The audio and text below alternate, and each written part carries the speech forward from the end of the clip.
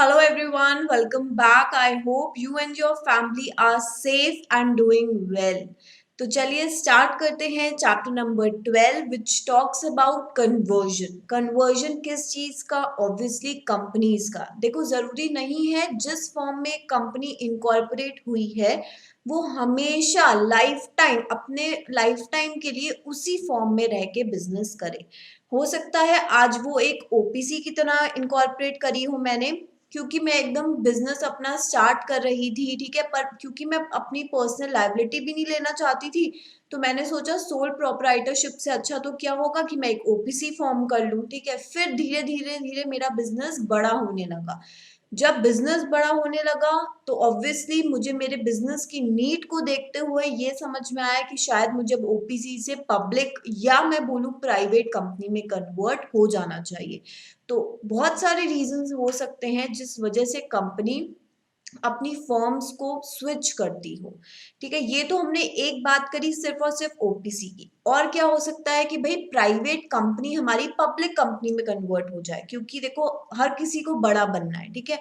अगर आज मेरा बिजनेस काफी अच्छा काम करता है तो ऑब्वियसली जब तक मैं उसमें और पैसा नहीं डालूंगी तब तक मैं किस तरीके से compete कर पाऊंगी इतने कॉम्पिटिटिव वर्ल्ड में। तो मुझे कैपिटल इंफ्रास्ट्रक्चर की भी जरूरत पड़ेगी। एंड हम सबको पता है being a private company, in a private company हम किससे अपना लोन्स वगैरह ले सकते हैं। देखो हमें पता है, देखो बैंकिंग ऑप्शन सबके पास होते हैं, लेकिन अगर मैं अपने और डिपॉजिट्स की बात करूं तो मैं डायरेक्टर से लोन ले सकती हूँ, उनके रिलेटिव से लोन ले सकती हूँ, ठीक है।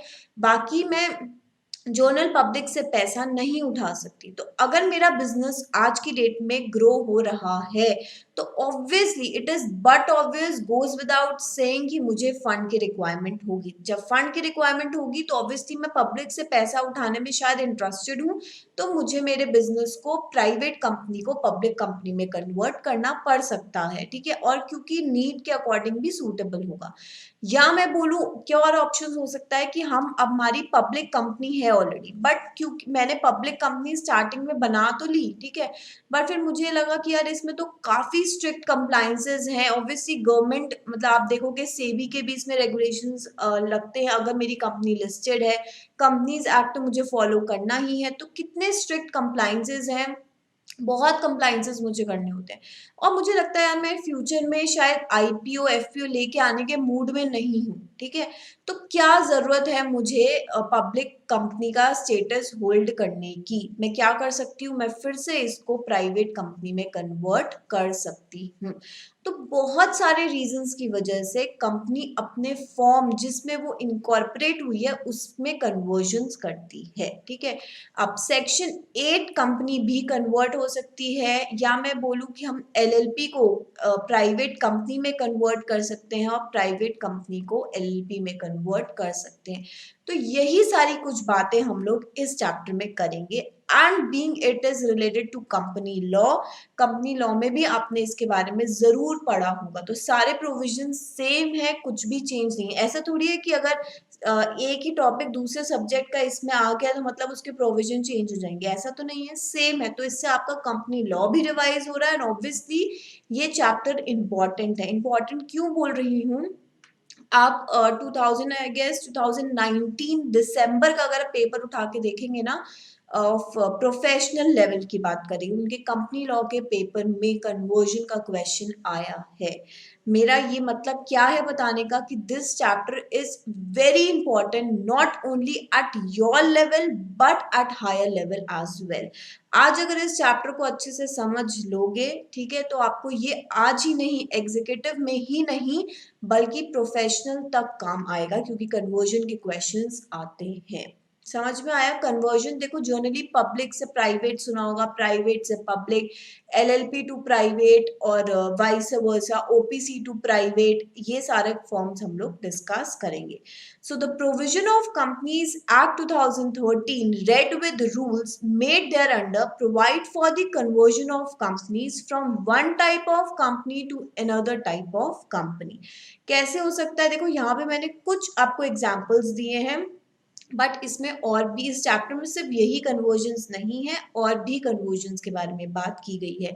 जैसे मैं कंपनी लिमिटेड बाय गारंटी को किस तरीके से कंपनी लिमिटेड बाय शेयर्स में कन्वर्ट कर सकती हूँ, तो वो सारी बातें भी हम करेंगे, ठीक है। तो प्राइवेट कंपनी इनटू पब्लिक में कन्वर्ट हो सकती है, ओपीसी में हो सकती है, एलएलपी में हो सकती है, ठीक है। फिर पब्लिक कंपनी को हम प्राइवेट कंपनी में कन्वर्ट कर सकते हैं, ओपीसी को मैं प्राइवेट में भी कर सकती हूँ, पब्लिक में भी कर सकती हूँ। देखो ये कुछ नाम ऐसे हैं जो फेमिलियर होंगे आपसे, ठीक है, पॉपुलर्स में आता है, तो इसीलिए मैंने सिर्फ यही नाम यहाँ पे लिखे, लेकिन हम पूरा का पूरा चैप्टर पढ़ेंगे एंड ऑब्वियसली वहां से भी एग्जाम से क्वेश्चन आते हैं। So, Section 18 of Companies Act 2013 deals with conversion. To start with मैं आपको पहले बता दूं, यहाँ पे देखो कौन कौन से सेक्शंस के बारे में बात होगी। सेक्शन 13 के बारे में बात होगी, सेक्शन 14 के बारे में बात होगी, सेक्शन 18 के बारे में भी बात होगी। नाउ सेक्शन 13, अब मैं आपका टेस्ट लेना चाहूँ तो ले सकती हूँ, बट मुझे पता है आप पढ़ रहे होगे, तो मेरे को आप लोगों पे कोई डाउट नहीं है, बिकॉज अगर नहीं पढ़ रहे हो, नहीं रिविजन कर रहे हो, स्कैनर सॉल्व नहीं कर रहे हो, तो you are not cheating me but yourself. तो प्लीज मैं आपको एक एक्सपीरियंस से बोल रही हूँ, स्कैनर सॉल्व किए बिना एग्जाम में चले मत जाना। इससे ज्यादा मैं हर बार बोलती हूँ, हर लेक्चर में बोलूंगी, बिकॉज मैं नहीं चाहती कि आपके साथ कुछ ऐसा आपको फेस करना पड़े। मैं चाहती हूँ आप लोग, हर कोई जो मुझसे पढ़ रहा है, जो ये वीडियो देख रहा है, आप हर हर कोई फर्स्ट अटेम्प्ट में पास हो। देखो अटेम्प्ट मैटर नहीं करते हैं, ये सबको पता है, एंड ये आप भी अपने दिमाग में बात बिठा लो कि attempt does not matter, but आपके पास नॉलेज होनी चाहिए। बट फिर भी हम क्यों टाइम वेस्ट करें ना, अगर हम अच्छी अप्रोच से पढ़ेंगे तो सबका मोटिव क्या होगा कि भाई मैं कम टाइम में, या जितना टाइम रिक्वायर्ड है उसमें जो चीजें उस पर्टिकुलर टाइम में मुझे फुलफिल करनी चाहिए, अचीव करनी चाहिए, वो मैं करूं। फालतू में क्यों मैं सब ज्यादा टाइम लगाऊं उसी चीज में। It's better, life is very big, बहुत सारी चीजें हैं ना करने को, सिर्फ यही थोड़ी कि यही पढ़ते ही रहना है, उसको इम्प्लीमेंट करना है ना। तो इसीलिए शुरू से ही राइट स्ट्रैटेजी फॉलो करोगे, you will succeed for sure. तो चलो, बहुत ज्ञान हो गया, ठीक है। अब जो मैं बोल रही हूँ सेक्शन नंबर 13 ना, वो हम पढ़ चुके हैं जब हमने चैप्टर नंबर 3 में बात करी थी, ऑल्टरेशंस के बारे में जब हमने बात करी थी कि अगर मुझे मेरे कंपनी के मेमोरेंडम ऑफ एसोसिएशन को ऑल्टर करना है, तो मुझे कौन से सेक्शन में बात की गई थी, सेक्शन 13 में। अगर मुझे आर्टिकल्स अपने ऑल्टर करने हैं, आर्टिकल्स क्या बारे में बताते हैं, आर्टिकल्स मेरी कंपनी का इंटरनली रेगुलेशंस के बारे में बताते हैं, मेरी कंपनी किस तरीके से काम करेगी, उसकी इंटरनल मैनेजमेंट किस तरीके से काम करेगा, उसके बारे में मेरे आर्टिकल्स बताते हैं। तो वो सेक्शन 14 में होता है, alteration of article 14, alteration of memorandum 30। तो ये दो सेक्शन आपको याद हो जाने चाहिए। बीइंग अ कंपनी सेक्रेटरी, अगर आपको ये जो कॉमन सेक्शंस है ना ये भी नहीं पता, तो प्लीज, ठीक है। नाउ सेक्शन 18 क्या बात करता है, सेक्शन 18 कन्वर्जन की बात करता है। इसमें लिखा है कि आप एक फॉर्म से दूसरी फॉर्म ऑफ एक कंपनी को एक फॉर्म से दूसरी फॉर्म में कन्वर्ट कर सकते हो। Section 18 talks about conversion. So section 18 of companies act हमने देखा डील करता है with conversion of company already registered. ये तो कॉमन सेंस ही बात है ना, कि अगर मुझे कन्वर्जन करना है किसी भी कंपनी का, that should be already registered, that should be an existing company, तभी मैं उसको उसकी फॉर्म से दूसरे में कन्वर्ट कर सकती हूँ। Provided that company already registered in a class में convert itself as a company of another class by alteration of memorandum and articles of the company section 14 and in accordance with the provision of chapter 2 of companies act. सबसे पहले हम लोग बात करेंगे conversion of a private company into a public company. मुझे बड़ा बनना है, बड़े बनने की इच्छा, कुछ बड़ा काम करने की इच्छा हम सब में होती है, नहीं है तो होनी चाहिए, ठीक है। तो ऐसे ही प्राइवेट कंपनी हमें पता है छोटी कंपनी होती है ना, कम कंप्लायंसेस होते हैं, गवर्नमेंट काफी सारे एग्जेम्पशंस रिलैक्सेशन देता है। बट क्योंकि मेरा बिजनेस बड़ा हो रहा है तो मुझे मेरी कंपनी का फॉर्म भी बड़ा करना है, तो इसलिए मैं क्या कर रही हूँ, मैं कन्वर्ट हो रही हूँ from a private company to a bigger company, that means a public company. To start with, अच्छा मुझे ये बात बताओ कि प्राइवेट कंपनी में कौन सी 3 रिस्ट्रिक्शंस होती हैं। PTM। नाउ PTM क्या, प्रोहिबिशन, किस चीज का प्रोहिबिशन। देन मैंने बोला यहाँ पे ट्रांसफर के बारे में बात होती है। M स्टैंड्स फॉर, देखो अगर ये तीन चीजें भी तुम्हें नहीं पता है ना, तो आप बेसिक लैग कर रहे हो। आपको पता है कि प्राइवेट कंपनी में शेयर्स का ट्रांसफर करना नॉट अलाउड। वही अगर मैं कंपेयर करूं अपनी पब्लिक कंपनी से, हमें पता है पब्लिक कंपनी में शेयर्स आर फ्रीली ट्रांसफरेबल। ठीक, फिर मैंने बोला कि प्राइवेट कंपनी में प्रोहिबिशन है किस चीज का, कि आप पब्लिक से पैसा नहीं उठा सकते हो, पब्लिक से डिपॉजिट एक्सेप्ट नहीं कर सकते हो। ये चीज प्राइवेट कंपनी में प्रोहिबिटेड है, लेकिन पब्लिक कंपनी में अलाउड है। फिर मेंबर्स, एम से क्या आता है, मेंबर्स। क्या मैंने बोला कि भाई मेरी प्राइवेट कंपनी में 2 मेंबर्स मिनिमम होने चाहिए, maximum they can go up to 200 members. And obviously हम डेफिनेशन पढ़ चुके हैं प्राइवेट कंपनी की, इसमें एम्प्लॉयज को काउंट नहीं किया जाता है। सो अपार्ट फ्रॉम एम्प्लॉयज उसके कितने शेयर होल्डर्स हो सकते हैं, मैक्सिमम 200। ठीक, पब्लिक कंपनी में minimum 7 and maximum no limit. तो मैं बोल सकती हूँ इन्फिनिटी, कोई लिमिट नहीं है, तो मतलब मतलब कितने भी हो सकते हैं ना। तो ये 3 restrictions, PTM prohibition on acceptance of deposit, transfer of shares and members, हमें पता है ना कि मैक्सिमम यहाँ पे 200 हो सकते हैं। तो PTM याद कर लो कि प्रोहिबिशन है डिपॉजिट के लिए, ट्रांसफर नहीं कर सकते हो shares, and members minimum 2 maximum 200 होते हैं मेरी प्राइवेट कंपनी में। अब अगर मैं अपनी प्राइवेट कंपनी को बड़ा कर रही हूं, तो जर्नल सी बात है, कॉमन सेंस सी बात है कि मुझे ये जो मेरी 3 रिस्ट्रिक्शंस मैंने PTM में बात करी है, इसको मुझे हटाना होगा। ठीक है, तभी मैं बड़ी बन पाऊंगी। तो सेम वही चीज हम लोग पढ़ेंगे कि कैसे अपने आर्टिकल्स को ऑल्टर करके, क्योंकि मेरी प्राइवेट कंपनी में आर्टिकल्स हर जगह, देखो मैंने क्या बोला कि कंपनी का इंटरनल मैनेजमेंट, इंटरनल रेगुलेशन उसके आर्टिकल्स में मेंशन होता है। तो ये 3 रिस्ट्रिक्शंस भी आर्टिकल में होंगी, तो वही 3 रिस्ट्रिक्शंस को हटाने के लिए मैं क्या करूंगी, मैं अपने आर्टिकल्स को ऑल्टर करूंगी, एंड ऑब्वियसली मैं स्पेशल रेजोल्यूशन पास कराऊंगी अपने शेयर होल्डर्स से, एंड हम ROC को एप्लीकेशन देंगे। ROC का अगर अप्रूवल मिल जाता है, सब कुछ चेक करेगा ROC, अगर ROC सेटिस्फाइड होता है, तो फिर हम क्या हो जाएंगे, हम कन्वर्ट हो जाएंगे in a public company. So the provision related to conversion of private company into public company are provided under section 18। क्या है इंपॉर्टेंट पॉइंट्स इसके अंदर, सबसे पहले हमने यहाँ पे बोला कि आपको स्पेशल रेजोल्यूशन पास करना होगा। मतलब देखो ये सारी चीजें हमें करनी होंगी। क्या, conversion of private company into public company involves alteration of articles of association। And जब हम चैप्टर नंबर 3 में ऑल्ट्रेशन की बात कर रहे थे, जैसे ही हमने पढ़ा कि ऑल्ट्रेशन ऑफ आर्टिकल हमें करना है, तो एक ही हमेशा ध्यान आती थी बात, वो क्या था कि हम आर्टिकल्स को ऑल्टर करने के लिए हमें स्पेशल रेजोल्यूशन रिक्वायर्ड होता है।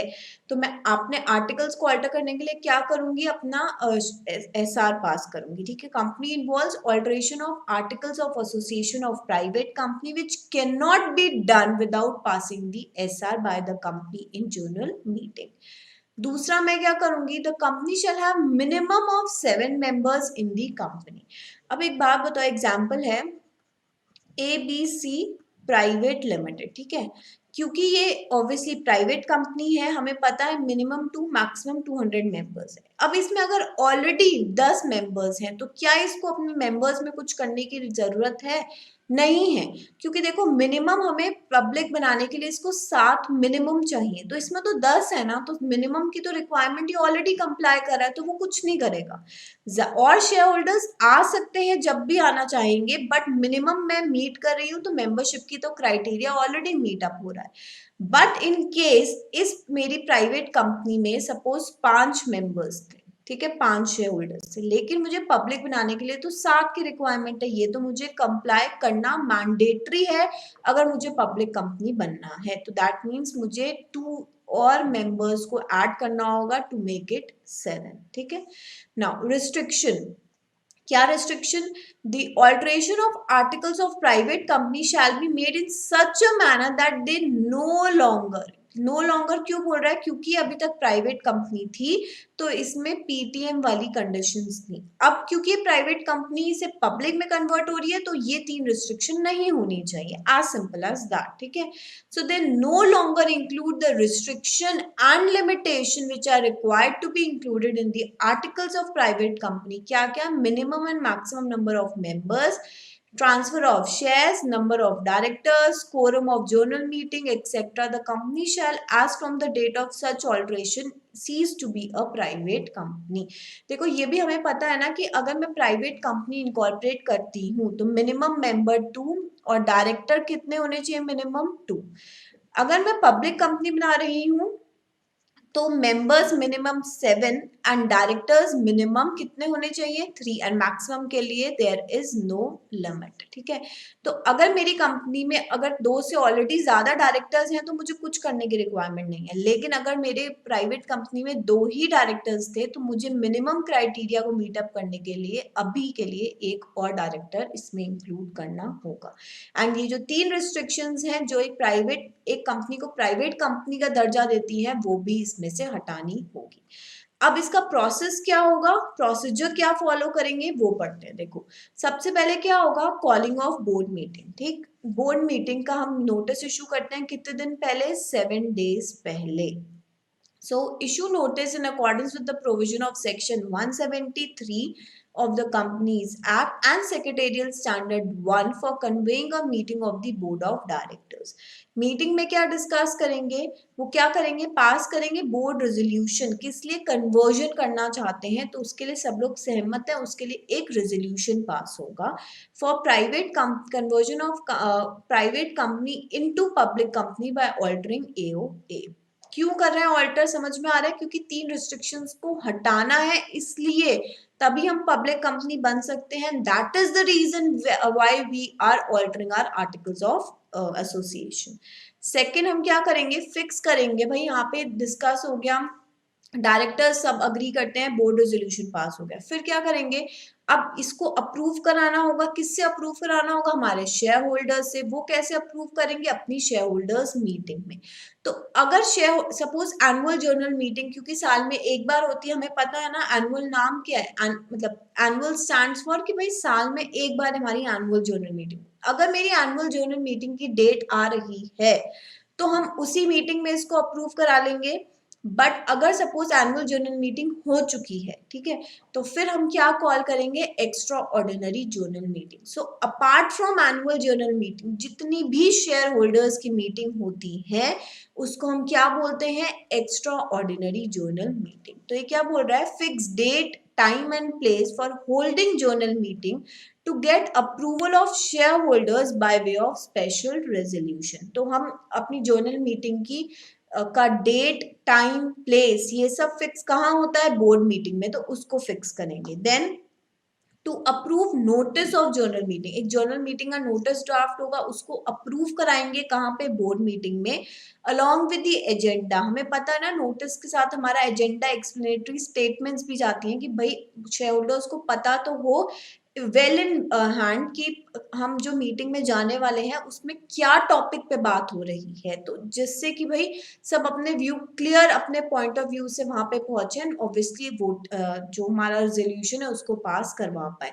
तो यही चीज नोटिस भी हमारा बोर्ड मीटिंग में अप्रूव होगा कि हम ये नोटिस शेयर होल्डर्स को भेज रहे हैं along with the agenda and explanatory statement to be annex with the notice of general meeting. फिर हम क्या करेंगे? बोर्ड क्या करेगा? ऑथराइज करेगा डायरेक्टर को, और अगर कंपनी सेक्रेटरी है तो या तो कंपनी सेक्रेटरी को, और अगर कंपनी सेक्रेटरी नहीं है तो किसी डायरेक्टर को ऑथराइज करेगा कि वो नोटिस सबको इशू करे। Issue the notice of general meeting as approve by the board. जो अभी ये वाला नोटिस हमने अप्रूव किया इसको इशू करने के लिए भी board of directors, company secretary अगर है तो कंपनी सेक्रेटरी को, नहीं तो जो तो डायरेक्टर को ऑथराइज करेंगे कि आपको हम ऑथराइज करते हैं। अब आप नोटिस सारे शेयर होल्डर्स को, आपको पता है ना सेक्शन 101 क्या बताता है, किस किस को नोटिस जाएगा? मेंबर्स को जाएगा, डायरेक्टर्स को भी जाता है। 2 डायरेक्टर्स अप्रूव कर रहे हैं बट स्टिल डायरेक्टर्स को भी नोटिस जाता है, ठीक है। ऑडिटर्स को नोटिस जाएगा, लीगल रिप्रेजेंटेटिव ऑफ मेंबर्स, ठीक है, इन सबको नोटिस जाता है। Then pass board resolution for increase in the number of directors if directors are less than 3 in the company. अगर मेरी कंपनी में ऑलरेडी जैसे हमने बोला 3 डायरेक्टर्स थे, 2 वो प्राइवेट कंपनी थी, 3 डायरेक्टर्स थे, तो फिर हमें मिनिमम क्राइटेरिया ऑलरेडी मीटअप हो रहा है, तो हमें ये रेजोल्यूशन पास करने की रिक्वायरमेंट नहीं है. If at all in a private company जिसको हम कन्वर्ट करने जा रहे हैं 2 डायरेक्टर्स ही थे, तो फिर मिनिमम क्राइटेरिया को मीटअप करने के लिए एक डायरेक्टर को या जितने भी डायरेक्टर आप अपॉइंट करना चाहते हो उसके लिए रेजोल्यूशन पास होगा. ठीक है. फिर क्या होगा? Issue notice of general meeting to all members, directors, auditor of the company in section 101 and the secretarial standard 2. उसके बाद ये नोटिस जिनको हमने ऑथराइज किया था वो इन सारे लोगों को जर्नल मीटिंग का नोटिस सेंड कर देंगे. जर्नल मीटिंग का नोटिस कितने दिन पहले जाता है? Clear 21 days notice. Now what do you mean by clear? देखो, जिस दिन नोटिस गया, ठीक है, वो दिन काउंट नहीं होगा, एंड जिस दिन मीटिंग है वो दिन भी काउंट नहीं होगा. मतलब यहाँ इसके बीच में क्लियर 21 days होने मैंडेटरी है. ठीक है. तो जिस दिन नोटिस हम भेज रहे हैं वो काउंट नहीं होगा, एंड जिस दिन मीटिंग होनी है, ठीक है, वो भी काउंट नहीं होगा. सो इसके बीच में आप क्लियरली 21 days काउंट करोगे. दिस इज द रीजन उसको क्लियर 21 days बोला जाता है. तो क्लियर 21 days पहले हमारे शेयर होल्डर्स के बाद नोटिस गया होगा, फिर मीटिंग होगी, जो भी डेट वहां पे फिक्स गई थी उस दिन मीटिंग होगी, hold the general meeting as schedule, and meeting में क्या पास होगा? Necessary special resolution to get the shareholders approval. फिर जैसे ही एसआर पास होता है उसके साथ साथ क्या आता है पीछे पीछे? MGT 14. देखो, filing e-form for alteration in articles for conversion of private company into a public company under section 14. तो जैसे ही मेरा SR पास हुआ हम क्या भेजेंगे? हम ROC को विदिन 30 days के अंदर अंदर MGT 14 सेंड करते हैं. सो MGT 14 जब हम ROC को फाइल करेंगे, देखो, e form MGT 14 within 30 days of passing SR in the general meeting, and इसके साथ क्या क्या अटैच होगा? नोटिस जो हमने हमारे शेयर होल्डर्स को भेजा है along with the agenda and explanatory statement, ये पहला अटैचमेंट. दूसरा हमने बोला certified true copy of special resolution. जो जर्नल मीटिंग में शेयर होल्डर्स ने रेजोल्यूशन पास किया है, स्पेशल रेजोल्यूशन पास किया है, उसकी सर्टिफाइड ट्रू कॉपी भी हम यहाँ पे अटैच करेंगे. Altered memorandum of association. अच्छा, ऑल्टर्ड MOA मैंने क्यों बोला? क्योंकि देखो, मैं अभी तक ABC प्राइवेट लिमिटेड थी, ठीक है, हमने चैप्टर नंबर 3 में पढ़ा था ना, सबसे पहले नेम क्लॉज में जब हम चेंज करते हैं तो क्या होता है? अगर मुझे मेरी कंपनी के नाम में से प्राइवेट वर्ड हटाना है या ऐड करना है तो मुझे सेंट्रल गवर्नमेंट की अप्रूवल नहीं चाहिए होती है, बस मुझे मेरे ऑल्टर मेमोरेंडम को ऑल्टर करके ROC को इन्फॉर्म करना होता है. ठीक है. तो यहाँ पे क्या होगा? अभी एक कंपनी क्या बन जाएगी? ABC limited. अगर ये यही नाम रख रहे हैं तो इसी नाम से, और अगर इन्होंने नाम चेंज करना है तो ये रन प्रोसेस को फॉलो करेंगे. ठीक है. हम मान के चलते हैं कि ABC ही रखना है, तो अब क्या होगा? ABC लिमिटेड बनेगी. तो प्राइवेट वर्ड हटाने के लिए हम अपने मेमोरेंडम में भी ऑल्टरेशन करेंगे नेम क्लॉज में, तो उसको ऑल्टर्ड, ठीक है, ऑल्टर्ड MOA की कॉपी भी देंगे. ऑल्टरेशन ऑफ AOA, इससे क्या होगा? PTM को हमने रिमूव कर दिया होगा तो एक नया सेट ऑफ आर्टिकल्स बना होगा, उसके बारे में वो ऑल्टर्ड कॉपी भी अटैच करेंगे. और certified true copy of board resolution में बी attach as an optional attachment. जो हमने इनिशियली बोर्ड मीटिंग में बोर्ड रेजोल्यूशन पास किया था for alteration in the article, वो भी चाहो तो अटैच कर सकते हो. ठीक है. तो हम विद इन 30 days ये ROC को MGT 14 इन सारी अटैचमेंट्स के साथ फाइल करेंगे. फिर E-form INC 27 कह रहा है for effecting the conversion of private company into public company और vice versa the application shall be filed in INC 27. मतलब क्या समझ में आया कि INC 27 किस चीज का फॉर्म है? कन्वर्जन का. भले मुझे प्राइवेट से पब्लिक बनना है और वाइस वर्सा, दैट मीन्स मुझे पब्लिक से प्राइवेट बनना है। कन्वर्जन का फॉर्म क्या है? INC 27। तो INC 27 भी आप ROC को फाइल करोगे, ठीक है। नाउ INC 27 के साथ क्या अटैचमेंट होगी? It is mandatory to attach minutes of the members meeting. Members meeting मतलब जर्नल मीटिंग में आपको पता है ना, कंपनी सेक्रेटरी क्या करता है? मिनट्स बनाता है। मिनट्स क्या होती है? समरी ऑफ मीटिंग, ठीक है, कि किसने हाँ बोला, किसने ना बोला, क्या क्या डिस्कशन हुआ इस मैटर पे, वो मेरे मिनट्स हैं।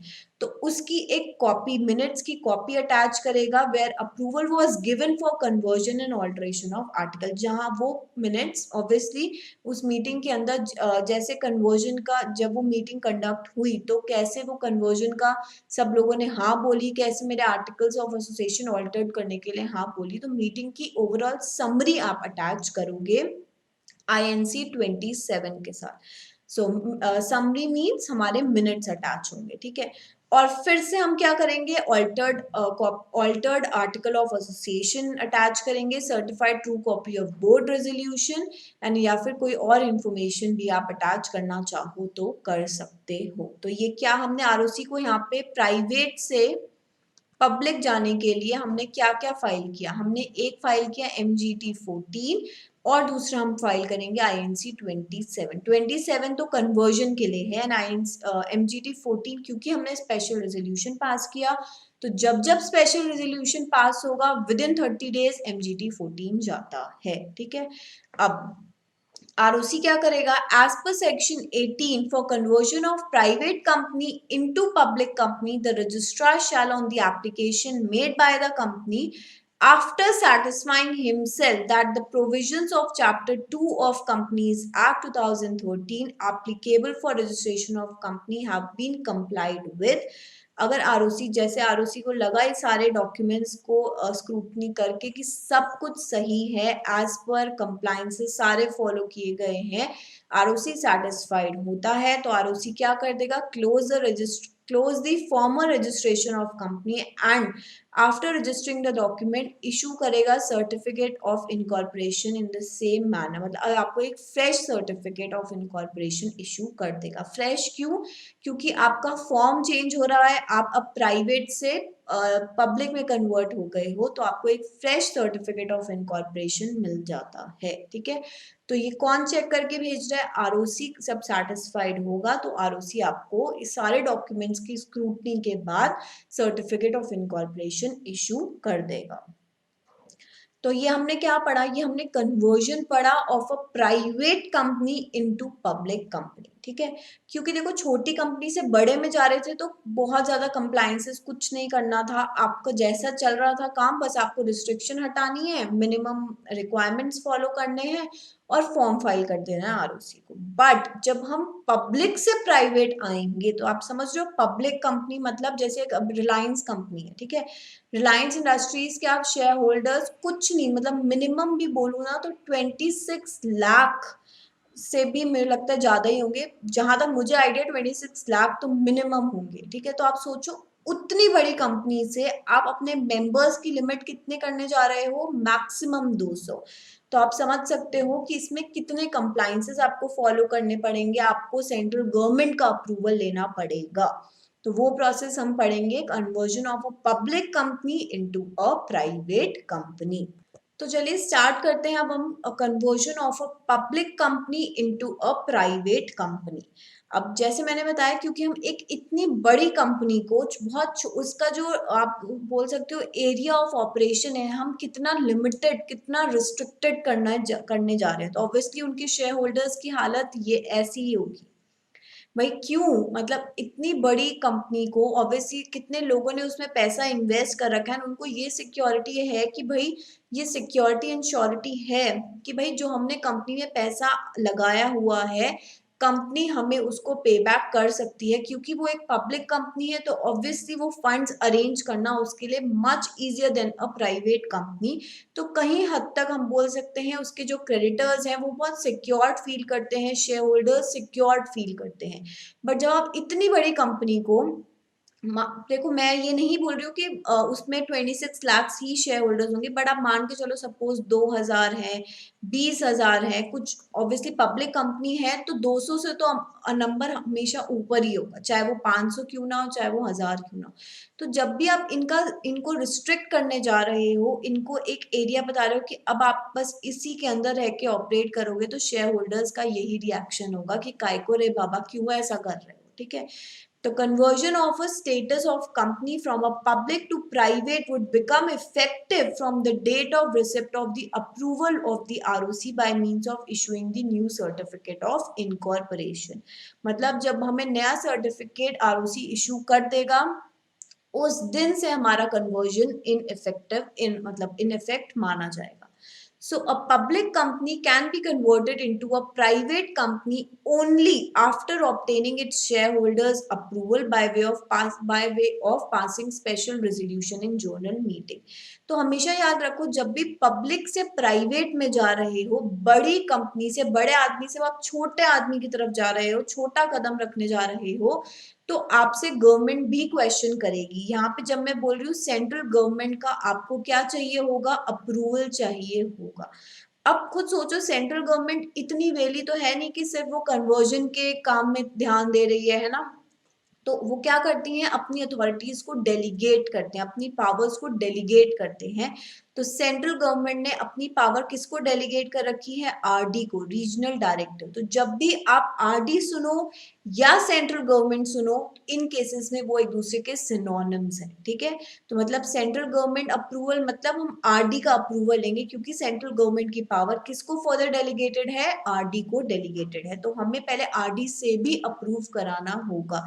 मतलब क्या, जब मैं अपने शेयर होल्डर से स्पेशल रेजोल्यूशन पास कराऊंगी, वो क्या होगा, उसके आगे लिखा रहेगा subject to approval by RD.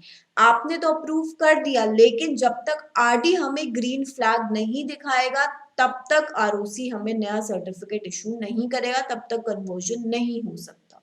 तो उसके भी रूल्स हम लोग पढ़ेंगे। So for conversion of a public company into private company, foremost requirement is alteration of articles of association.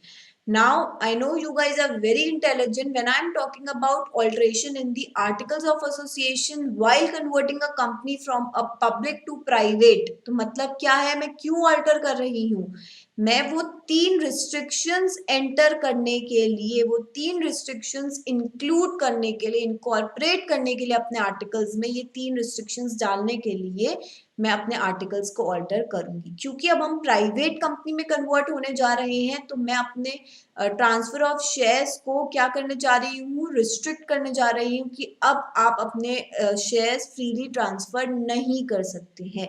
क्योंकि देखो पब्लिक कंपनी में क्या होता है कि कल अगर लिस्टेड है तो भी और नहीं लिस्टेड है तो भी मैं जिसको चाहूं मैं शेयर्स अपने बेच सकती हूँ। मुझे कंपनी से पूछने की रिक्वायरमेंट नहीं है, क्योंकि वो अलाउड है, मेरे कंपनीज एक्ट ने ये पावर दे रखी है, और प्राइवेट कंपनी में अलाउड नहीं होता है। तो मुझे ट्रांसफर ऑफ शेयर्स पे अब रिस्ट्रिक्शन लगानी पड़ेगी, मुझे प्रोहिबिट करना होगा acceptance of deposit from public. आज के बाद मैं अपने पब्लिक से पैसा नहीं उठा सकती। मेंबर्स मुझे कितने रिस्ट्रिक्ट करने होंगे, 200 करने होंगे, ठीक है। सो ये 3 रिस्ट्रिक्शंस इंक्लूड करने के लिए अब मैं अपने आर्टिकल्स को अल्टर करूंगी। So according to the act, any alteration having the effect of conversion of public company to private company shall not be valid unless it is approved by the order of the government on application made in such form and manner as may be prescribed। मतलब क्या, जैसे मैंने आपको अभी बोला कि जब हम स्पेशल रेजोल्यूशन भी पास कर रहे हैं या बोर्ड रेजोल्यूशन पहले पास हुआ, फिर उसके बाद जर्नल मीटिंग तय हुई, प्रोसेस उस हद तक सिमिलर ही है, ठीक है। फिर मेरी जर्नल मीटिंग हुई, जर्नल मीटिंग में स्पेशल रेजोल्यूशन पास हुआ, इसका मतलब ये नहीं है कि मेरी कंपनी कन्वर्ट हो गई, उसका वहां पे लिखा रहेगा कि सब्जेक्ट टू अप्रूवल। अब हम इसके बाद जब मेरे शेयर होल्डर्स ने अप्रूव कर दिया है, अब मैं आरडी को एप्लीकेशन फाइल करूंगी। अगर आरडी अब हमारी एप्लीकेशन को एक्सेप्ट कर लेता है, तो फिर हम कन्वर्ट हो सकते हैं। अगर वो रिजेक्ट कर देगा तो हम कन्वर्ट नहीं हो पाएंगे। तो इसीलिए subject to the approval of central government. Central government means RD, ठीक है। Now, for effecting the conversion of public company into private company, copy of the order of central government approving the alteration shall be filed with the registrar in form INC 27। ये किस चीज का form है? Conversion का, जो हमने पहले भी पढ़ा, ठीक है। अब चाहे मैं कन्वर्ट हो रही हूँ, एक मिनट, अब चाहे मैं कन्वर्ट हो रही हूँ प्राइवेट से पब्लिक या वाइस वर्सा, पब्लिक से प्राइवेट, मुझे INC 27 ROC को फाइल करना है। तो ये क्या बोल रहा है कि आप आरडी से अप्रूवल लोगे, आरडी का अप्रूवल आता है INC 28 में, आपको फाइल करना है। तो INC 27 के साथ आप INC 28 भी अटैच करते हो। वो क्यों अटैच करोगे? यहाँ पे INC 28 में क्या होता है? Approval of RD, order of RD, ठीक है, approval of RD. So INC 27 के साथ INC 28 भी जाता है। अच्छा, अब एक चीज है कि यहाँ पे लिखा है INC 27 आपको 15 डेज के अंदर फाइल करना है ROC को, पर जब आप INC 28 के बारे में पढ़ोगे वो लिखा होगा 30 days from the order of the RD, कि अगर आज ऑर्डर मिला है, आरडी ने आज अप्रूवल दिया है, तो आज से 30 दिन के अंदर अंदर आपको INC 28 फाइल करना है। बट ये एक्ट और रूल्स दो चीजें होती हैं। तो रूल्स में क्या लिखा है कि INC 27 आपको 15 डेज में फाइल करना है। तो हम क्या करते हैं कि जर्नली इनकी भी लिमिट, इसको भी अगर आप 15 दिन के अंदर अंदर फाइल कर दोगे तो आप समझ लो आप एक्ट से भी कंप्लाई कर रहे हो, आप रूल से भी कंप्लाई कर रहे हो। तो इसीलिए आप INC 28 को भी with in 15 days he file कर देते हो, क्योंकि INC 27 के साथ ही जाता है ना। INC 27 की लिमिट 15 डेज है, तो आपको कंफ्यूज नहीं होना है, ठीक है। देखो, together with the printed copy of altered articles within 15 days from the date of receipt of the order of central government. So at the time of conversion of company have to make several alteration। क्या क्या alterations के बारे में हम लोग पढ़ेंगे? सबसे पहले नाम के लिए मैं क्या करूंगी? अपना मेमोरेंडम ऑल्टर करूंगी। अगर मैं completely अपना नाम ही चेंज कर रही हूँ तो फिर मुझे रन प्रोसेस से अपने नाम को रिजर्व करना होगा, वो प्रोसीजर फॉलो करना होगा। अगर मैं नाम सेम रख रही हूँ, बस प्राइवेट वर्ड अब मुझे ABC में ऐड करना है, ऊपर प्रोसेस में हमने इसको रिमूव किया था, अब हम इसको ऐड करना चाहते हैं, तो ऑब्वियसली मेमोरेंडम ऑफ एसोसिएशन के नेम क्लॉज में ऑल्टरेशन हो रहा है, ठीक है। तो चेंज ऑफ नेम होगा, ऑल्टर्ड, इसके लिए ऑल्टर्ड कॉपी ऑफ मेमोरेंडम जाएगा। आर्टिकल्स के अंदर 3 रिस्ट्रिक्शंस इंक्लूड होंगी, इसलिए आर्टिकल्स की ऑल्टर्ड कॉपी जाएगी। नया सर्टिफिकेट ऑफ इनकॉर्पोरेशन मिलता है, ऑब्वियसली हमारे letter head, books and papers पे सब जगह नाम फिर हमारा चेंज होगा। तो चलिए अब स्टार्ट करते हैं कन्वर्जन का प्रोसेस। देखो, कन्वर्जन का प्रोसेस स्टार्ट करने से पहले आप अपना मॉड्यूल को, ICSI का जो मॉड्यूल है आपके पास, उसको प्लीज ओपन कर लो। कुछ बातें हम लोग, कुछ प्रोसीजर की जब मैं बात कर रही हूँ, रूल 41 को भी हमें कंप्लाई करना होता है। तो रूल 41 की जब मैं बात करूंगी, हम आपके मॉड्यूल से ही पढ़ेंगे, ठीक है। तो वहां पे क्या क्या अटैचमेंट से रखी है वो सारी बातें करेंगे। तो प्लीज अभी अपना आप ICSI का मॉड्यूल भी ओपन करके रखो। तो चलिए स्टार्ट करते हैं। फर्स्ट स्टेप क्या है? सबसे पहले देखो, प्रोसेस सेम ही रहेगा जर्नल मीटिंग का। सबसे पहले हम क्या करेंगे? हम बोर्ड मीटिंग बुलवाएंगे। बोर्ड मीटिंग बुलवाने के लिए मैं 7 डेज पहले बोर्ड मीटिंग का नोटिस भेजूंगी। किसको भेजूंगी? बोर्ड मीटिंग किसकी मीटिंग होती है? डायरेक्टर्स की मीटिंग होती है। तो बट ऑब्वियसली मैं डायरेक्टर्स को 7 डेज पहले नोटिस भेजूंगी बोर्ड मीटिंग का। फिर स्टेप 2 में क्या होगा? बोर्ड मीटिंग होगी। Company will convene the board meeting as per the provisions of section 173 as the secretarial standard 1 to meet with the primary requirements for conversion. Board meeting में क्या होता है? क्या होगा? अप्रूव करेंगे directors conversion from public to private company subject to the approval of the RD, ठीक है, subject to the approval of RD या सेंट्रल गवर्नमेंट, ठीक। ऑथराइज करेंगे डायरेक्टर को, और अगर कंपनी सेक्रेटरी है तो कंपनी सेक्रेटरी को, for completing the necessary compliances formalities. क्या क्या? Issue of notice of general meeting as per secretarial standard 2। मतलब क्या है? हमारी डायरेक्टर्स की मीटिंग में क्या तय हुआ कि सारे डायरेक्टर्स अग्री कर रहे हैं, कन्वर्जन के बारे में डिस्कशन हुआ, उसके लिए एक बोर्ड रेजोल्यूशन पास हुआ। फिर डायरेक्टर्स ने ऑथराइज कर रहे हैं, कंपनी सेक्रेटरी है तो उनको, अदरवाइज किसी डायरेक्टर को कि अब फर्दर किस तरीके से प्रोसेस कंडक्ट करना है, आपको हम ऑथराइज करते हैं कि आने वाले आप जो रिक्वायरमेंट्स है उसको फुलफिल करो। क्या होगा कि वो डायरेक्टर या वो कंपनी सेक्रेटरी नोटिस भेजेगा क्लियर 21 डेज पहले सारे हमारे मेंबर्स को, दैट मीन्स शेयर होल्डर्स को, डायरेक्टर्स को भी, ऑडिटर्स को, लीगल रिप्रेजेंटेटिव्स ऑफ मेंबर्स, इन सबको नोटिस भेजेंगे। और वहां पे मीटिंग में और क्या हो रहा है, वो ऑथराइज कर रहे हैं किसी प्रोफेशनल या लीगल प्रैक्टिशनर को, एडवोकेट को, to appear before the tribunal, appear before the central government. आप यहाँ पे लिखो appear before the regional director.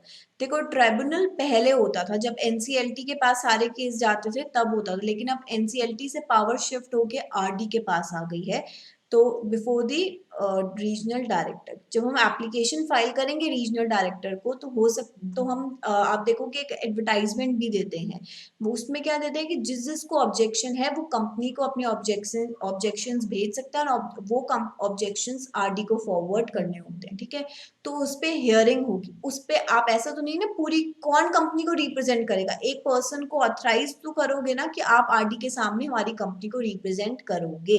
तो उस केस के लिए हम बोर्ड मीटिंग में ही ऑथराइज करें, इसके लिए भी हम क्या पास करेंगे, बोर्ड रेजोल्यूशन, कि हम किसको ऑथराइज कर रहे हैं, किसको हम कंपनी का फेस बना रहे हैं। ठीक है, ऑथराइजिंग प्रोफेशनल मतलब कंपनी सेक्रेटरी को भी कर सकते हो, किसी लीगल प्रैक्टिशनर को, और किसी, या मैं बोल सकती हूँ एडवोकेट को भी हम इस चीज के लिए ऑथराइज कर सकते हैं। तो उसके लिए भी एक बोर्ड रेजोल्यूशन पास होगा।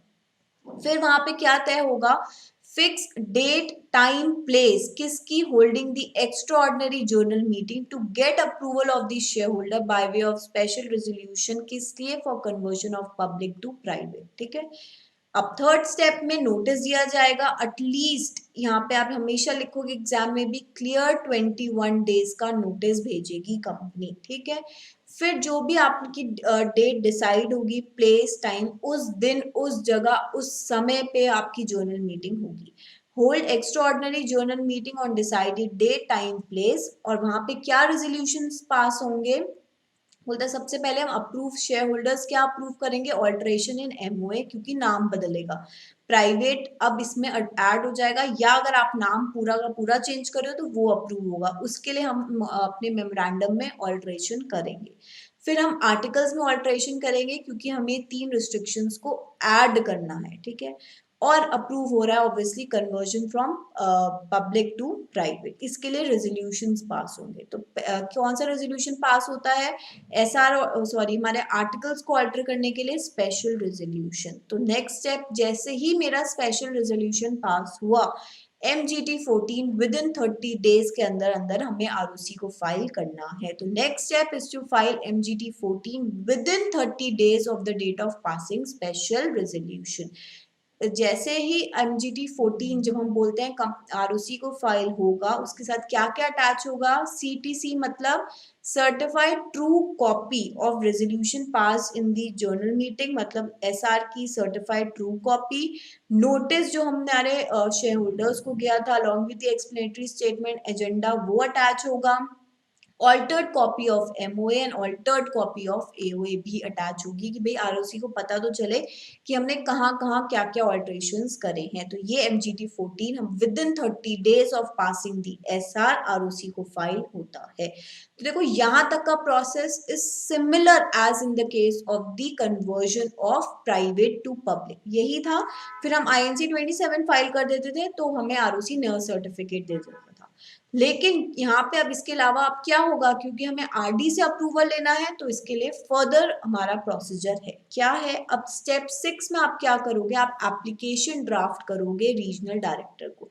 यहाँ पे आपने आरओसी को फाइल कर दिया है MGT 14। ठीक है, अब जो हम रीजनल डायरेक्टर को एप्लीकेशन फाइल करेंगे ना, वो हमें कैसे करनी है, जिस दिन मेरा SR पास हुआ उसके 60 डेज मतलब 60 डेज के अंदर अंदर मुझे आरडी को एप्लीकेशन फाइल करनी है। तो जैसे ही SR पास हुआ विद इन 30 डेज में आपको क्या करना है, MGT 14 फाइल कर देना है, आरओसी को वो आप कर दोगे इन सारी अटैचमेंट्स के साथ, प्लस आपको उसी स्पैन में with in 60 days of passing the SR आपको रीजनल डायरेक्टर के पास एप्लीकेशन दे देनी है फॉर कन्वर्जन, फॉर अप्रूवल, ठीक है। So application needs to be drafted to regional director for conversion of public company into a private company. अब इन्होंने यहाँ पे क्या बोला कि आपको हमने ये बोल दिया कि 60 दिन के अंदर अंदर अगर मेरा स्पेशल रेजोल्यूशन जिस दिन पास हुआ उसके 2 महीने, 60 डेज मीन्स अप्रॉक्स 2 महीने, ठीक है, क्योंकि किसी किसी में अगर 31 डेज है तो उसके हिसाब से आपको दिन कैलकुलेट करने पड़ेंगे। उस 60 डेज के बीच में आपको आरडी को एप्लीकेशन देनी है, ठीक है। बट इन्होंने क्या बोला, उससे आरडी को एप्लीकेशन देने से मिनिमम 21 डेज पहले, मिनिमम 21 डेज पहले आप क्या करोगे, न्यूज़पेपर में एडवर्टाइजमेंट दोगे। क्या एडवर्टाइजमेंट दोगे कि भाई हम आरडी को एप्लीकेशन दे रहे हैं, हमारी कंपनी पब्लिक से प्राइवेट में कन्वर्ट हो रही है। ये आप किस में दोगे, टू न्यूज़पेपर, इंग्लिश जिसकी वाइडेस्ट पब्लिकेशन हो एंड इन वर्नाकुलर लैंग्वेज, जहाँ पे भी आपका रजिस्टर्ड ऑफिस सिचुएटेड है, जिस भी एरिया में, जिस भी स्टेट के अंदर, वहाँ की जो लोकल लैंग्वेज है उसका वाइडेस्ट पब्लिकेशन में जो भी न्यूज़पेपर वहाँ पे सबसे ज़्यादा चलता है उसमें, और इंग्लिश न्यूज़पेपर में आप ये चीज़ को पब्लिश करोगे। तो बोलता है at least 21 days before the date of filing of the application किसको, आरडी को, advertise in the form INC 25A, मतलब जो आप एडवर्टाइजमेंट करोगे उसकी जो कॉपी होगी ना, एडवर्टाइजमेंट की कॉपी, उसको आप INC 25A के अंदर अटैच करके किसको भेजोगे, सॉरी आरओसी को फाइल करते हो, ठीक है। In a vernacular newspaper in the principal vernacular language in the district and English language in English newspaper widely circulated in the state in which the registered office of the company is situated, ठीक है।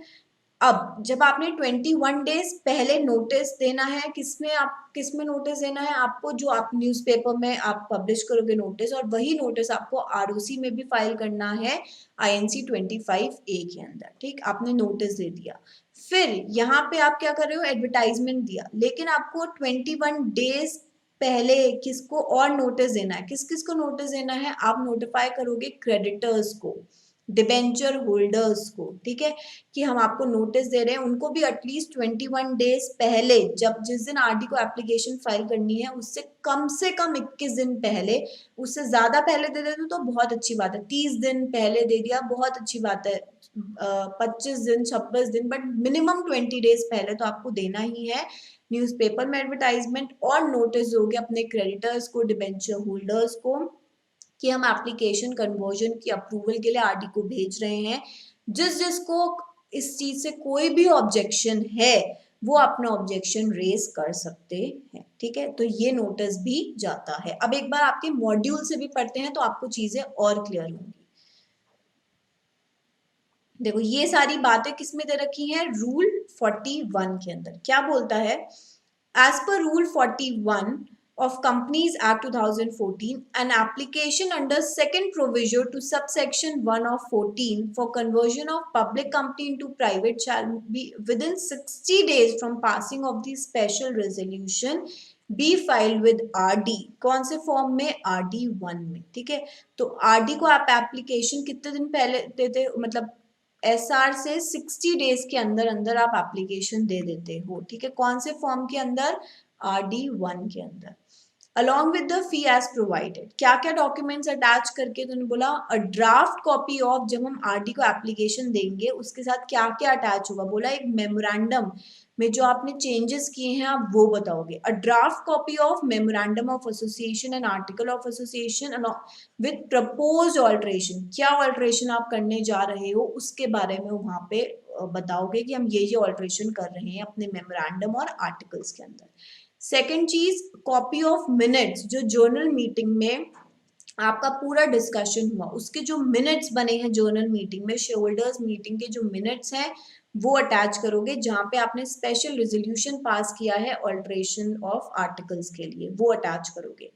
Third हमने बोला आप board, a copy of board resolution और power of attorney dated not earlier than 30 days as the case may be authorising to file application for conversion.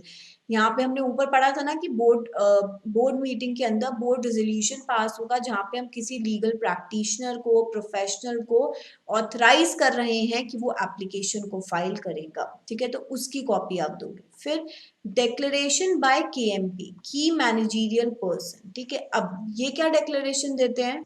अच्छा, KMP होते कौन कौन है? केएमपी आप किसको बोलते हो? कौन कौन केएमपी की डेफिनेशन में फॉल होता है? तो हमें पता है सीईओ, ठीक है, हमारा whole time director, managing director, company secretary, CFO, ये सब किसकी कैटेगरी में आते हैं? हमारे केएमपी की कैटेगरी में आते हैं, की मैनेजरियल पर्सन, ठीक है। तो ये लोग क्या डिक्लेरेशन दे रहे हैं? जो हमने RD1 फॉर्म फाइल कर रहे हैं उसके साथ ये सारा हम अटैचमेंट्स दे रहे हैं। उसमें एक अटैचमेंट क्या है? डिक्लेरेशन की। तो आप देखोगे यहाँ पे ऑल टुगेदर 3 डिक्लेरेशन केएमपी को फाइल करनी है RD1 के साथ। पहली डिक्लेरेशन की जो नंबर ऑफ मेंबर्स एक प्राइवेट कंपनी में होने चाहिए 200, वो लिमिट कर ली गई है। देखो, KMP declaration by key managerial person pursuant to the provision of subsection 68 of section 2, मतलब प्राइवेट कंपनी के बारे में बता रहा है। The company limits the number of its member to 200, कि उन्होंने अपनी कंपनी के मेंबर्स कितने लिमिट कर लिए हैं? 200 तक कर लिए हैं। Also stating that no deposit has been accepted by the company in violation of the act, क्योंकि प्राइवेट कंपनी को डिपॉजिट एक्सेप्ट करना अलाउड नहीं है, तो ये उस बात की डिक्लेरेशन दे रहे हैं कि कंपनी ने मेंबर्स 200 कर लिए हैं और ये इंश्योर करते हैं, ये डिक्लेरेशन दे रहे हैं कि कोई भी डिपॉजिट बाहर एक्सेप्ट नहीं किया गया है, आप अब से नहीं होगा या नहीं किया है, ठीक है। फिर उसके बाद दूसरी, ये पहली डिक्लेरेशन थी, एक मिनट,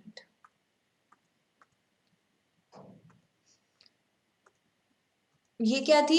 ये फर्स्ट डिक्लेरेशन थी, ठीक है, this was the first declaration. Second declaration क्या है और क्या बोल रहे हैं? KMP declaration by KMP that there has been no non compliance, मतलब अब ये क्या बोल रहे हैं कि कोई भी नॉन कंप्लायंस नहीं हुआ है। दैट मीन्स सारे के सारे कंप्लायंसेस कंपनी ने करे हैं, कुछ भी ऐसा डिफॉल्ट नहीं है, सब कुछ कंप्लाइड है एज पर द लॉ। कौन कौन से कंप्लायंसेस के बारे में? 73 टू 76A, ये किसके बारे में बात करता है? डिपॉजिट्स के बारे में, ठीक है। अब प्राइवेट कंपनी को तो डिपॉजिट एक्सेप्ट करना अलाउड ही नहीं है, और अगर हम 76 में मतलब डिपॉजिट्स का जब आप चैप्टर पढ़ोगे भी कंपनीज एक्ट में, तो आप देखोगे एक सर्टेन लिमिट के बाद वो 100% एक्सेप्ट कर सकते हैं, लेकिन कुछ कैटेगरी के लोगों से ही, ठीक है। तो मतलब ओवरऑल बता रहा है कि इन सारे सेक्शंस का कंप्लायंस पूरा का पूरा किया गया है। सेक्शन 177 किसके बारे में बात करता है? 177 हमारी ऑडिट कमेटी के बारे में बात करता है। 178 हमारी NRC, nomination and remuneration committee के बारे में बात करता है। 185 and 186 loan and investment, and 188 RTP, related party transaction के सारे कंप्लायंसेस हमारी कंपनी ने करे हैं, कुछ भी ऐसा नहीं है जो नॉन कंप्लायंट हो। इस बात का डिक्लेरेशन दे रहे हैं। तो 2 डिक्लेरेशन हो गए। तीसरा डिक्लेरेशन जो हमारे केएमपी क्या बोलते हैं कि declaration by KMP that no resolution is pending to be filed in terms of subsection 3 of section, ये 179 होगा। 779 कोई सेक्शन है नहीं ना, तो ये क्या है? Subsection 3 of section 179, and also stating that company has was never listed, मतलब कोई भी रेजोल्यूशन पेंडिंग नहीं है एज पर सबसेक्शन 3 ऑफ सेक्शन 179। और क्या बोलता है कि भाई कंपनी कभी, या तो बताएंगे कि कभी लिस्टेड नहीं थी, ठीक है, तो और आगे होगी भी नहीं क्योंकि अब प्राइवेट में कन्वर्ट होने जा रही है। और अगर आपकी पब्लिक कंपनी जो थी अगर वो लिस्टेड थी तो डी लिस्टिंग के सारे कंप्लायंसेस कर लिए गए हैं, अब उसको डी लिस्ट कर दिया गया है। सारे रूल्स एंड जो भी वहां पे कंप्लायंसेस फॉलो करने थे फॉलो करके हमने कंपनी को डी लिस्ट कर लिया है, क्योंकि अगर कंपनी लिस्टेड रहेगी तो ऑब्वियसली वो कैसे प्राइवेट में कन्वर्ट हो सकती है। तो इस बात की डिक्लेरेशन देते हैं। कौन देता है डिक्लेरेशन? केएमपी। 3 डिक्लेरेशंस हमारे RD1 के साथ अटैच होती हैं। आप ये रनिंग नोट्स में भी लिखते रहो, मैंने आपके लिए अलग से नोट्स बनाए हैं, उसको हम रिवीजन जब करेंगे अभी तब देखेंगे, बट एक बार आप भी रनिंग नोट्स प्लीज बना के चलो, क्योंकि आप अपने हिसाब से लिखोगे चीजों को तो चीजें ज्यादा क्लियर होती हैं, ठीक है। तो RD1 के साथ हम क्या क्या अटैच कर रहे हैं? Draft copy of MOA AOA, जिसमें हम प्रपोज चेंजेस जो करने जा रहे हैं उसके बारे में बताएंगे, ठीक है। फिर हम क्या करेंगे, copy of minutes of general meeting attach करेंगे। थर्ड हम क्या करेंगे, हम पास जो एक कॉपी ऑफ बोर्ड रेजोल्यूशन जहाँ पे ऑल्ट्रेशन के, देखो कॉपी ऑफ बोर्ड रेजोल्यूशन या पावर ऑफ अटॉर्नी जहाँ पे हमने किसी को ऑथराइज किया था, लीगल प्रैक्टिशनर या प्रोफेशनल को, कि वो अपीयर करेगा, हमारी कंपनी को रिप्रेजेंट करेगा, वो बोर्ड रेजोल्यूशन अटैच करेंगे। उसके बाद 3 डिक्लेरेशन केएमपी देता है। पहली declaration number of members limit की देता है कि भाई 200 कर लिए गए हैं, कोई डिपॉजिट एक्सेप्ट नहीं है, मतलब किसी से भी डिपॉजिट नहीं लिया गया है। दूसरी डिक्लेरेशन केएमपी क्या देता है कि भाई कोई भी सारे कंप्लाइंसेस फॉलो किए गए हैं, कुछ भी ऐसा नहीं है जो नॉन कंप्लाइंस में आ रहा है, हमने इन सारे सेक्शंस के सारे कंप्लाइंसेस कर लिए हैं। डिपॉजिट्स के बारे में बोलता है, audit committee, NRC committee, loans and investment, RTP, ठीक है, इन सब के बारे में डिक्लेरेशन देता है कि ये सारे सेक्शंस का कंप्लाइंट किया है, ठीक। और तीसरी डिक्लेरेशन देता है कि भाई अगर कंपनी लिस्टेड थी तो हमने उसको डीलिस्ट कर लिया है, और अगर लिस्टेड और अगर थी ही नहीं लिस्टेड तो उसके बारे में भी बताएगा, ठीक है। फिर इसके बाद ये हमारे RD1 के साथ ये सारी की सारी अटैचमेंट्स जाती हैं। तो कितनी अटैचमेंट्स हो गई ओवरऑल, ये first, second, third, fourth, fifth and 6, यहाँ पे अभी तक हमारी ओवरऑल 6 अटैचमेंट्स हुई हैं, ठीक है। फिर क्या बोल रहा है कि every application filed under sub rule 1, जो जिसकी एप्लीकेशन हम बात कर रहे हैं, shall be set out in the following particulars. उसमें क्या होगा, डेट बताई जाएगी, बोर्ड मीटिंग कब हुई थी, eight which proposal for alteration and memorandum was approved, किस दिन बोर्ड मीटिंग की डेट के बारे में बताएंगे, जर्नल मीटिंग की डेट के बारे में बताएंगे जहाँ पे ऑल्ट्रेशन का ऑल्ट्रेशन का जो हमने आर्टिकल्स को ऑल्टर करना था वो अप्रूव हुआ, ठीक है। रीजन क्या है, आप क्यों कन्वर्ट करने जा रहे हो, आपको क्या लगता नहीं कि सबसे ज्यादा यही इंपॉर्टेंट पॉइंट है आरडी, इसीलिए तो अप्रूवल आप लेने जा रहे हो कि भाई आप रीजंस बताओ। अगर आरडी को आपके रीजंस वैलिड रखते हैं कि भाई आप बोल रहे हो कि अब मैं उतने लेवल पे बिजनेस ही नहीं कर रही हूँ, या मैं नहीं पब्लिक से पैसा उठाने का कोई मेरा मोटिव नहीं है अब, या हम कभी आईपीओ एफपीओ लेके ही नहीं आने वाले हैं, तो हम इतने स्ट्रिक्टर कंप्लाइंसेस जो कि एक पब्लिक कंपनी को फॉलो करने होते हैं वो हम उन सब चक्करों में क्यों पड़े। तो बहुत सारे रीजंस हो सकते हैं, जो भी आपका रीजन होगा आप वो मेंशन करोगे। Reason for conversion into private company, effect for such conversion on share holders, and आपके कन्वर्जन का आपके शेयर होल्डर्स पे क्या इफेक्ट आ रहा है, आपके क्रेडिटर्स पे क्या इफेक्ट आ रहा है, debenture holder, deposit holders and other related party पे इस कन्वर्जन का क्या इफेक्ट आ रहा है, along with the reasons आप ये भी बात बताते हो। Then details of any conversion made within last 5 years and outcome thereof along with the copy of order। हो सकता है पहले आप प्राइवेट कंपनी थे फिर आप पब्लिक बने हो, ठीक है, और अब आप फिर से प्राइवेट बनना चाहते हो, तो 5 साल के बीच में आपने जो भी अगर कोई और कन्वर्जन किए हैं इससे पहले तो उसकी भी डिटेल इंफॉर्मेशन दोगे। Details as to whether the company is registered under section 8, क्या आपकी कंपनी नॉन प्रॉफिट ऑर्गेनाइजेशन जो हम बोलते हैं वो तो नहीं है, उसके बारे में डिटेल्स दोगे। फिर थर्ड में क्या बोला, there shall be attach to the application, जब जब एप्लीकेशन की बात है मतलब RD1 की बात कर रहे हैं, इसके साथ हम अटैच करेंगे लिस्ट ऑफ क्रेडिटर्स, ठीक है, list of debenture holders drawn up to the latest practicable date preceding the date of filing of the application but not more than 30 days। मतलब जो हम RD1 के साथ क्या अटैच करेंगे, ये हमारा 7th अटैचमेंट हो गया, ऊपर 6th है ना, ये एक और हो गया, क्या RD1 के साथ और क्या अटैच कर रहे हैं, लिस्ट, किस चीज की लिस्ट, मेरे क्रेडिटर्स डिबेंचर्स होल्डर्स की लिस्ट, कितने दिन पुरानी तक चलेगी, 30 दिन, जब मैं अपने आरडी को एप्लीकेशन दे रही हूँ तो आज अगर एप्लीकेशन दे रही हूँ आज से 30 दिन पुरानी मेरी लिस्ट हो, मतलब इतनी पुरानी चलेगी, इससे ज्यादा नहीं हो सकती, ठीक है। तो 30 दिन पुरानी मैं लिस्ट अपनी आरडी के साथ 30 दिन तक पुरानी दे सकती हूँ, उससे ज्यादा नहीं होगी। उसमें क्या लिखा होगा, ऑब्वियसली नेम, एड्रेस, हमारे क्रेडिटर्स का, डिबेंचर होल्डर्स का क्या क्या कौन कौन है, ठीक है, और in respect of any contingent या अनअसर्टेन डेट, मतलब जो आज के दिन हमें डेप्ट का हो सकता है कोई कल को कोई एक और भी डेप्ट निकल आए जो आज हमारी नॉलेज में नहीं है, तो उसके बारे में भी आप बताओगे। तो ये भी एक अटैचमेंट जाता है RD1 के साथ, ठीक है। फिर A duly authenticated copy of list of creditor debenture holder shall be kept at registered office. हमने RD1 के साथ तो रीजनल डायरेक्टर को अपनी लिस्ट भेज दी, किसकी, क्रेडिटर्स की, डिबेंचर होल्डर्स की, सबकी भेज दी, लेकिन यही लिस्ट को आप अपने रजिस्टर्ड ऑफिस में रखोगे, जिससे कोई अगर इसको इंस्पेक्ट करना चाहता है तो वो कर सकता है।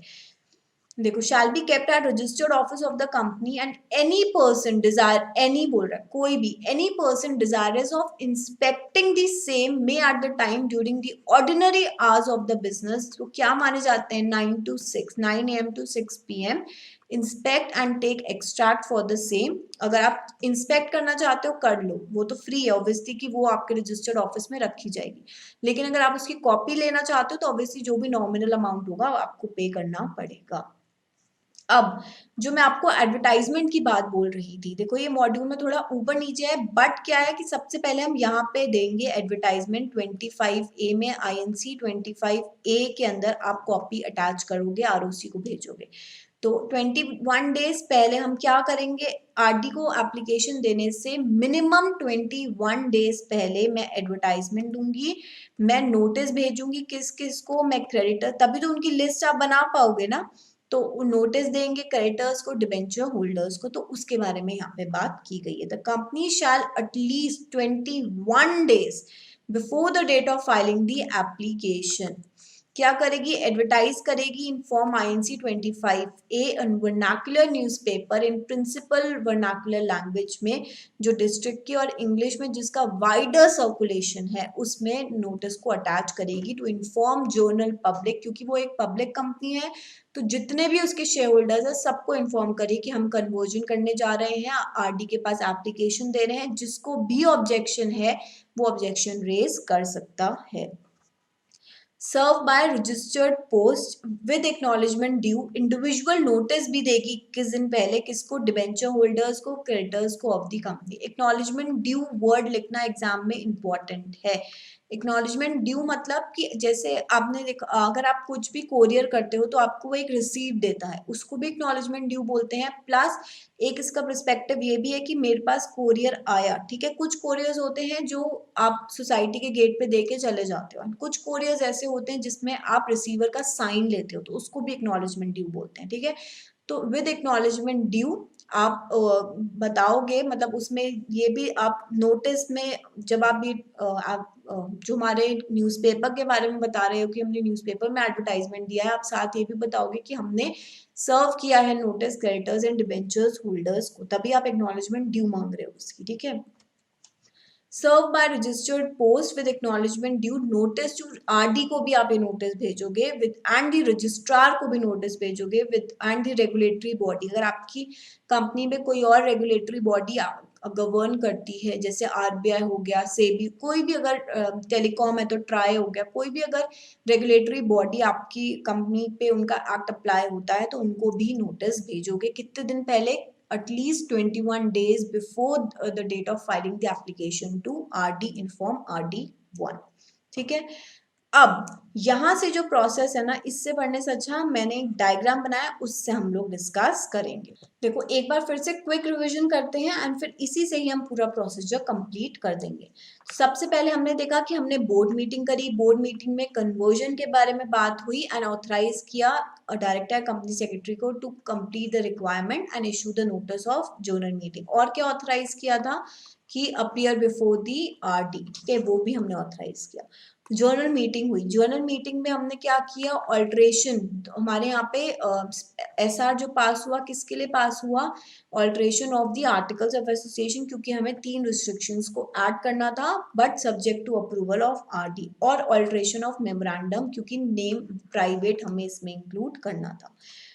अच्छा, फिर हमने इसको 30 दिन के अंदर अंदर ROC को फाइल करना है MGT 14 में। MGT 14 में जब मैं फाइल करूंगी तो उसके साथ मैं क्या क्या अटैचमेंट्स दूंगी, certified copy of resolution, altered copy of MOA AOA, चाहूँ तो बोर्ड रेजोल्यूशन की भी कॉपी दे सकती हूँ, एंड नोटिस जो मैंने अपने शेयर होल्डर्स को भेजा था वो अटैच होगा।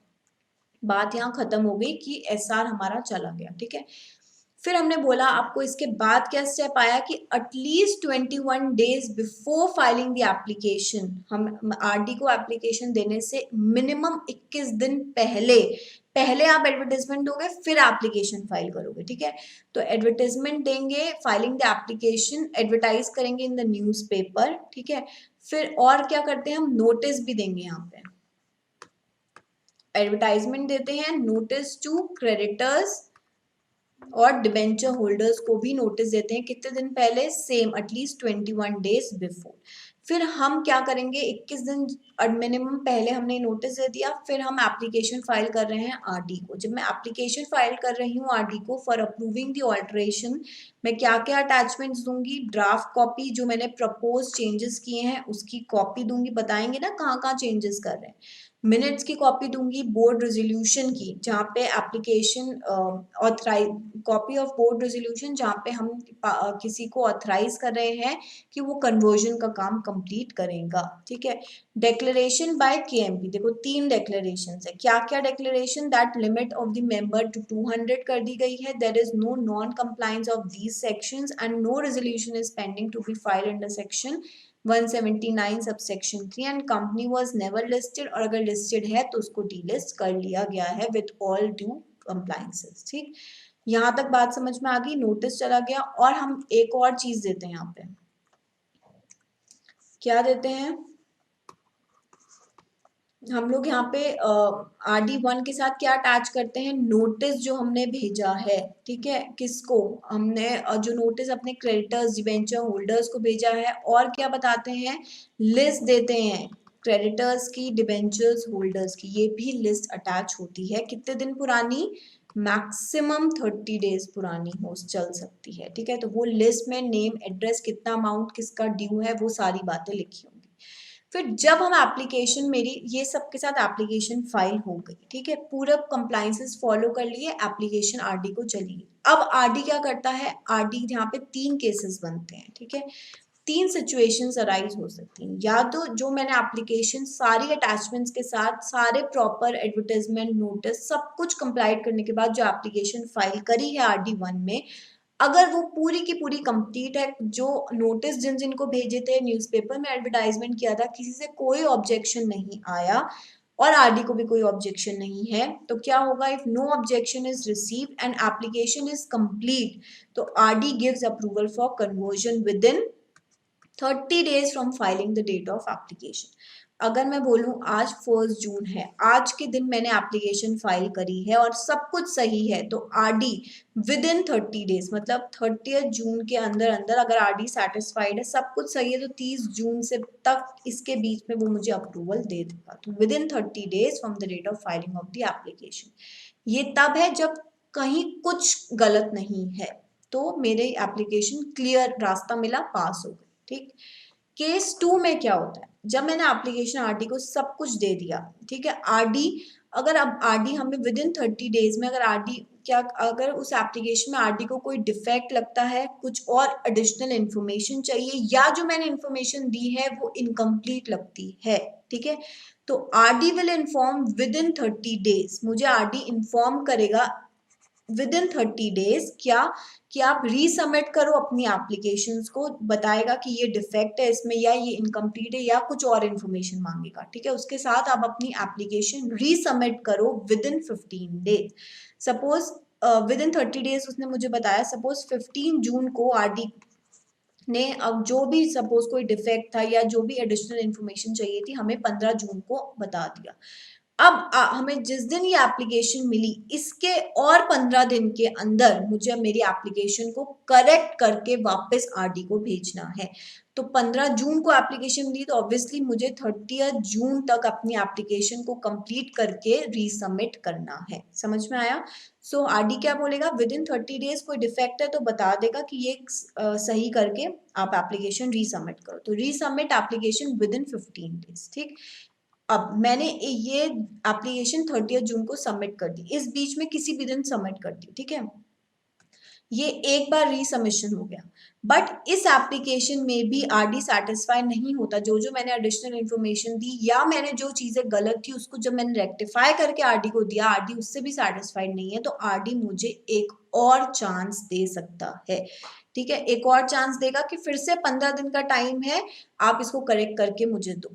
तो ऐसे मुझे करेक्शंस आरडी 2 बार मैक्सिमम अलाउड कर सकता है रीसबमिट करने के लिए। So resubmit the application within 15 days. Maximum कितने रीसबमिशंस अलाउड हैं? 2 रीसबमिशंस अलाउड हैं। ठीक, जब मैंने एप्लीकेशन रीसबमिट कर दी, अगर if the applicant does not respond with in 15 days, मैंने पहली बार जब मुझे रीसबमिट का मौका मिला, मैंने इस बीच में कोई रिस्पॉन्स नहीं दिया, ठीक है, या जब भी मुझे रीसबमिट का मौका मिला, चाहे वो पहली बार वाली बात हो, सपोज मैंने एप्लीकेशन दोबारा विद इन 15 डेज करेक्ट करके फाइल करी, पर समझ में नहीं आया आरडी को, आरडी ने बोला एक और मौका है, सही कर सकते हो, चीजों को कर दो, ठीक है, फिर मेरे पास 15 दिन का टाइम था, बट उस बीच में मैंने कुछ इन्फॉर्मेशन ही नहीं दी आरडी को, ठीक है, अगर मैंने कुछ भी रिस्पॉन्स नहीं दिया विद इन 15 डेज, तो फिर नेक्स्ट मतलब वो 15 दिन बीत जाने के बाद आरडी फिर से with in next 30 days, with in next 30 दिन के अंदर अंदर एप्लीकेशन को क्या कर सकता है? रिजेक्ट भी कर सकता है। ऑब्वियसली रिजेक्ट कर देगा, मतलब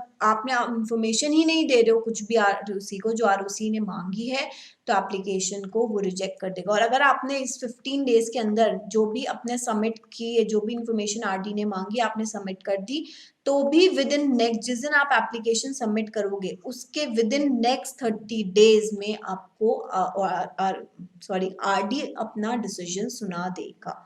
एग्जाम्पल से समझते हैं कि मैंने पहले एप्लीकेशन 1 जून को फाइल करी, ठीक है, तो आरडी के पास, आरडी मुझे 30 दिन के अंदर अंदर आरडी को इन्फॉर्म करना था, आरडी ने मुझे 15 जून में इन्फॉर्म करा कि ये गलत है, आपके पास फिर से 15 दिन का टाइम है, रीसबमिट कर दो, ठीक है, मैंने सपोज 20 जून को रीसबमिट कर दी। अब यहाँ से जिस दिन मैंने रीसबमिट कर दी, मैंने रीसबमिशन जो बोला कर दिया, अब आरडी जिस दिन मैंने रीसबमिशन किया है वहां से फिर से 30 दिन के अंदर, ठीक है, फिर से 30 दिन के अंदर क्या करेगा? अपना ऑर्डर, मुझे जो भी ऑर्डर होगा आरडी का, वो फिर से रीसबमिशन के फिर से नए 30 दिन स्टार्ट होंगे, उस 30 दिन के अंदर अंदर हमें क्या करके देगा? अपना ऑर्डर अप्रूव कर रहा है तो अप्रूव, रिजेक्ट कर रहा है तो रीजंस के साथ बताएगा, ठीक है। तो ये किसकी बात हुई? हमारे सेकेंड केस की बात हुई कि भाई एप्लीकेशन में कोई डिफेक्ट था, एप्लीकेशन में कोई डिफॉल्ट था या एडिशनल इंफॉर्मेशन चाहिए थी। केस 3 में क्या होता है कि इफ ऑब्जेक्शन, जो क्योंकि हमने नोटिस दिया, किस किस को, क्रेडिटर्स को नोटिस दिया, न्यूज़पेपर में नोटिस दिया, उस नोटिस पे ऑब्जेक्शंस आए, ठीक है, आ सकते हैं क्योंकि पब्लिक कंपनी है, भाई लोग चिंतित होंगे ना कि भाई हमने इतना पैसा लगाया, आप प्राइवेट में कन्वर्ट हो रहे हो, अगर जिसके जो भी ऑब्जेक्शंस हैं उन्होंने रेज किया और कंपनी ने ऑब्जेक्शंस को फॉरवर्ड कर दिया आरडी को, ठीक है, ऑब्जेक्शंस आए तो आरडी उन ऑब्जेक्शंस पे हियरिंग कंडक्ट करता है। इसी हियरिंग के लिए हमने बीआर में एक पर्सन को ऑथराइज किया था कि आप आरडी के सामने हमें रिप्रेजेंट करोगे, ठीक है। So RD will conduct hearing within 30 days of filing the application. इस 30 दिन के अंदर अंदर, पहले ही 30 दिन, जैसे एप्लीकेशन फाइल हुई 1 जून, तो 30 जून के अंदर अंदर जो भी ऑब्जेक्शंस आए होंगे आपने सबमिट कर दिए। अब इस 30 दिन के अंदर अंदर आरओसी क्या करेगा? हियरिंग कंडक्ट कराएगा, और अगर हियरिंग में मतलब हियरिंग कंडक्ट कराएगा इस 30 दिन के अंदर अंदर, ठीक है, फिर RD will pass the order to company to file affidavit to record consensus reach, मतलब जो जिस भी रीजन की वजह से हियरिंग कंडक्ट हुई होगी उसका रेजोल्यूशन तो हुआ ही होगा ना। तो अगर आप मतलब जो भी हियरिंग थी उस पर आपने आपस में सब रिजॉल्व कर लिया कि क्रेडिटर को जो भी कंसर्न था आपने उनके आंसर्स दे दिए, क्वेरीज जो थी सब कुछ रिजॉल्व हो गया, तो फिर आरडी क्या बोलता है कंपनी को कि आप एक एफिडेविट फाइल करो। एफिडेविट क्या होता है? एक एफिडेविट ओथ की तरह लिया जाता है कि भाई जो बातें हम आपको बोल रहे हैं, हम ये आपको बता रहे हैं कि ये कंसर्न अराइज हुए थे, हमने इनको प्रॉपर्ली रिजॉल्व कर लिया गया है, अब कोई भी कंसर्न इन पार्टी को नहीं है जिन्होंने भी कंसर्न रेज किए गए थे, ठीक है, जिन्होंने भी क्या ऑब्जेक्शंस रेज किए थे उनके अब सारी बातें सेटल हो गई हैं। इस बात के लिए वो एफिडेविट फाइल कराता है कंपनी से। तो RD will pass order to company to file affidavit to record consensus reached, ठीक है। फिर जैसे ही कंपनी ये एफिडेविट देती है आरडी को, आरडी उस एफिडेविट के देने के बाद with in 30 days RD order pass कर देगा कि वो आपका जो कन्वर्जन है वो अप्रूव करता है या आपकी एप्लीकेशन को रिजेक्ट कर देगा।